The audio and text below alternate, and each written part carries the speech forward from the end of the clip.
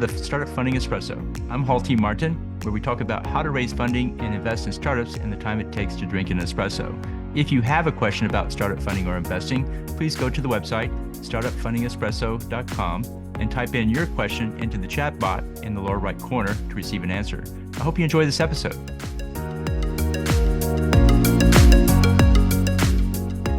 Hello, this is Hall T. Martin with the Startup Funding Espresso, your daily shot of startup funding and investing.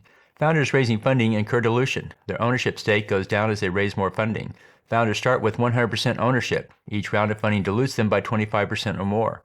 On average, founders own 60% after pre-seed and seed round. After a Series A, they own 45%. After a Series B, they own 26%. After a Series C, they own 25%. And after a Series D, they own 11%. There are often 2 to 3 founders in a startup, so they split this amount. Investors should consider the impact of dilution on the founder's ownership stake. They own too little of the company, they may not find the incentive to carry it to an exit. Founders should consider funding strategies that are more capital efficient. For example, after one round of funding, the company could grow based on revenue and profits alone.